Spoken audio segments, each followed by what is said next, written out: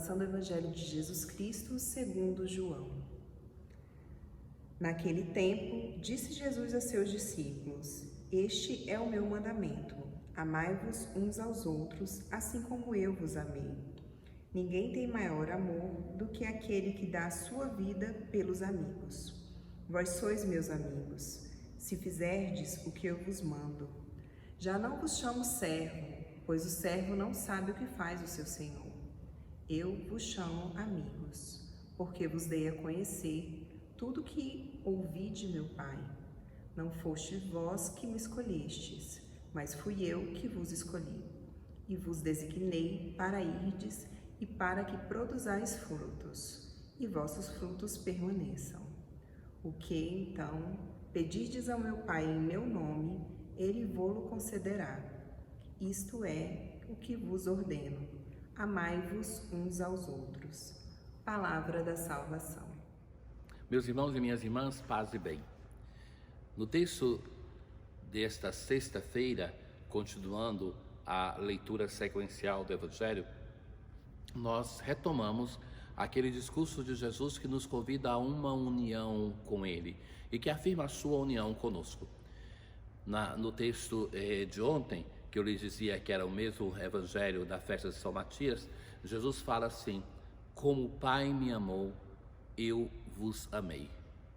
E hoje Jesus vai dizer assim: este é o meu mandamento, amai-vos uns aos outros assim como eu vos amei.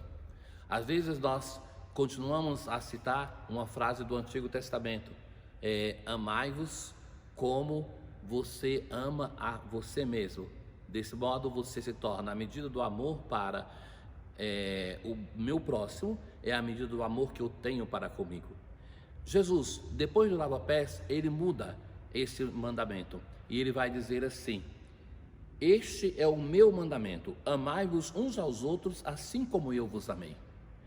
E como é que Jesus nos amou? Doando-se no lava-pés, doando-se na Eucaristia, doando-se na cruz. A vida de Jesus é uma vida que se torna doação. Então, é o amor de Jesus que é a medida do nosso amor. E assim, Jesus vai dizer assim: ninguém tem maior amor do que aquele que dá a vida pelos amigos. Mas quem é o nosso amigo? Não é somente aquela pessoa que me ama, mas o meu amigo é toda a pessoa que deve ser amada e que é amada por mim. Um cristão não tem um inimigo. Um cristão, sim, por causa de Jesus, tantas vezes vai ser odiado, mas não odeia, assim como é a história de Jesus, odiado por tantos, mas sem odiar ninguém. Continua Jesus: não vos chamo servos, vos chamo amigos. Porque ao servo não se revela os segredos, mas aos amigos que são os seus discípulos, que somos nós hoje, ele nos dá a conhecer aquilo que recebeu do Pai. Veja o que é interessante, aquilo que chamava já a vossa atenção no comentário do Evangelho de ontem. Jesus vai dizer assim: como o Pai me amou, eu vos amo. Mas depois vai dizer assim, que cada um de nós, em sendo amado por Ele, devemos amar os nossos irmãos e irmãs. Vejam que perverte um tanto a lógica do mundo. A lógica do mundo é aquela de que você me ama e eu te amo. E Jesus vai dizer: o Pai me ama, eu vos amo. Eu vos amo, vocês devem amar os vossos irmãos. Jesus não diz assim: como eu vos amo, vocês devem me amar. Então, essa relação de amor, um amor verdadeiro, um amor que é gratuidade, é esta relação que nos dá a identidade com as pessoas divinas. Aquilo que nós temos de semelhança mais profunda, de imagem mais profunda de Deus em nós, é a capacidade de amar. Porque a imagem por excelência de Deus é o amor. Deus é amor. E nós permanecemos unidos a Deus na medida que nós somos capazes de amar. Uma tarefa difícil? Sim, uma tarefa difícil, mas uma tarefa possível. Quando nós vemos as pessoas que no passado, também na vida presente da igreja, do mundo, ter essa grande capacidade de não guardar rancor, de perdoar, de amar, nós tantas vezes pensamos, para ele é fácil, nós não sabemos a luta que essa pessoa enfrentou. Mas que essas pessoas nos provam que é possível. E que se temos uma tendência de guardar rancor, de não ter dificuldade de perdoar, devemos vencer isso. Devemos vencer esse sentimento em nós para sermos capazes de viver conforme Deus quer, conforme Deus é. Deus é amor. O Evangelho continua e Jesus vai dizer assim: não fosse vós que me escolhestes, mas fui eu que vos escolhi e vos designei para irdes e para que produzais fruto. Não é por mérito nosso que nós somos escolhidos pelo Senhor para nada, é graça. Mudar essa lógica do mérito que está presente na nossa vida é um grande desafio, porque tantas vezes, até nas coisas que acontecem na nossa vida gratuitamente, nós pensamos que fizemos alguma coisa para merecer aquilo que está acontecendo. Mas o dom de Deus é dom porque é gratuito. Não fosse vós que me escolhestes, mas eu que vos escolhi.